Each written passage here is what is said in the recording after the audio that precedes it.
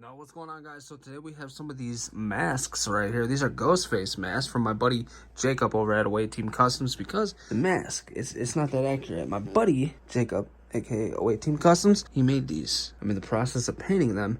I think we're gonna do a stab version, we're gonna do a clean version, and then we're gonna do a bloody version. This mask is based off of Stu Macher's mask from the first scene, and I think that's just a Gen 1. But without further ado, let's get into this.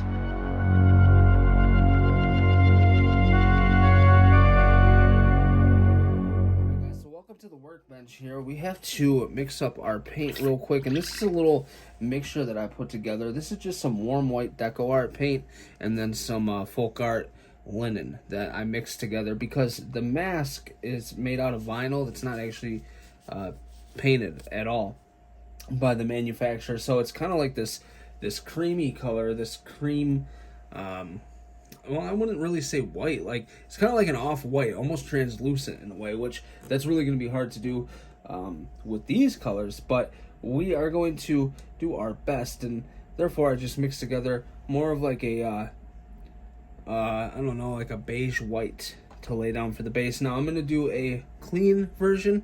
These two are Stu Macher's mask from the first scene.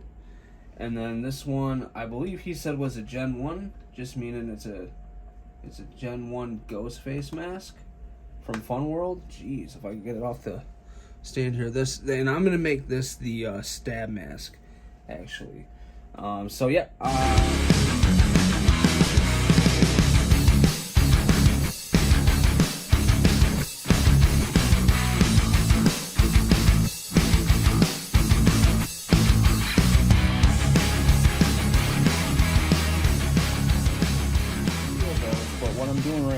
Is I'm making a fluorescent green mixture, and to do this I'm using, so I just used some of this Comart ultramarine, and then some of this Wicked Detail yellow from Createch.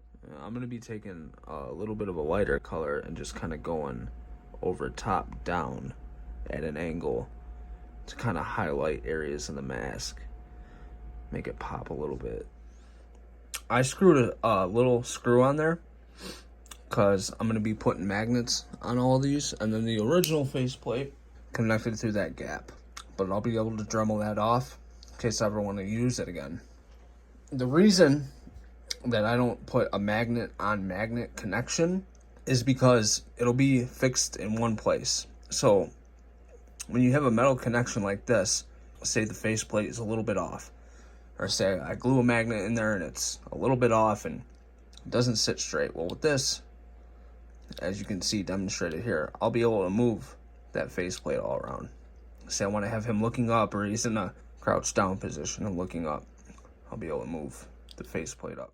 Alright, so here I am on the masks. I have the regular ones done. Some of this that I used, I don't know, for like some cape, or try to use for some cape, but I'm gonna use it for mesh for the eyes. Just some type of fabric will do. And I'll have to glue that into place and kind of stretch it out so it's just not completely see-through, but you know, just a little bit, like so. So I'm gonna go ahead and do that now, and I'll be back. Now, obviously that's gonna butt up against the cloth hood, or the, you know, I'm talking about this right here. So it's not like you're gonna see anything behind there. So this area is glossy, so I'm gonna just lightly take some of this floor polish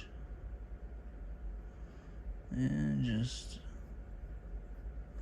I used to use gloss or like satin varnish or gloss varnish from Vallejo, but this floor polish stuff, man, it dries really quick. You can apply as many coats as you want. If you just put one coat on, it's not crazy glossy. You know, it's kind of easy to make it look like a mask would. Now there's the mask from AwayTeamCustoms. Looks like an actual vinyl mask. Everything's painted in the lines. And you got the mesh for the eyes. as I showed you guys. Accurate mask, that's not accurate to the movie at all. Hell, the mouth's not even glossed up. So I actually decided to strip this one and repaint it because the glow-in-the-dark paint is giving it a weird texture. I didn't like it, and in all actuality, I probably don't need to make it glow-in-the-dark. It's just going to be a spare head sculpt that I have. Eventually, I would like to put it on display with the figure. I might even do that from the jump. That being said, I don't think it's necessary to make it glow in the dark. You can see the mesh in the eye cuts right there. I just applied that. Here it is on the back. And I actually went to Hobby Lobby this morning because I mixed up my own mixture of fluorescent paint. But what I did was use that for a base, and then I went over that with a lighter color like this to help kind of bring out those contours and use the base coat kind of as like some shading, and then the new color kind of as some highlights. I know it's hard to see right here.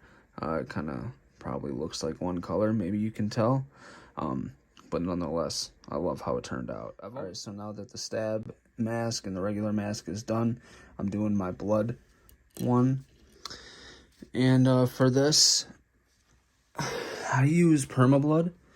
I used to use this stuff right here called Blood for the Blood Gods by Citadel. The problem with this is that it dries so glossy, and I work constantly, so I'm not always cleaning. You can probably tell by my desk. It's dusty, so if dust gets on this, you go to wipe it off, it kind of taints it. This stuff, it dries glossy, but it's not sticky at all compared to this, so that's good. All right, so here's the blood.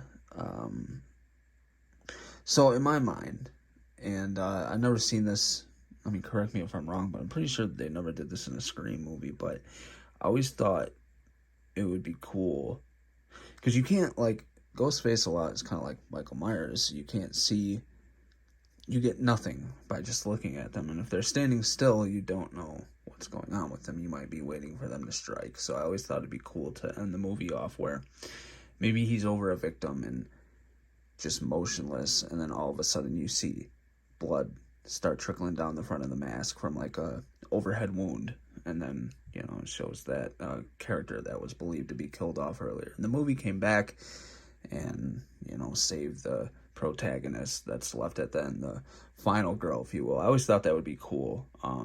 So that's my idea with this, is that overhead wound, blood trickling down the mask, obviously built up in some areas because this is real life.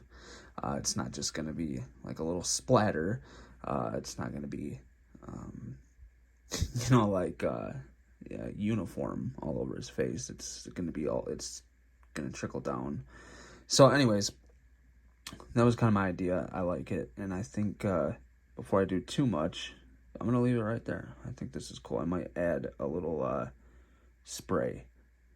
Just flick it on there. And maybe like right here. And yeah, I think that'll be cool. And then that's good for the bloody mask. And then we're all done.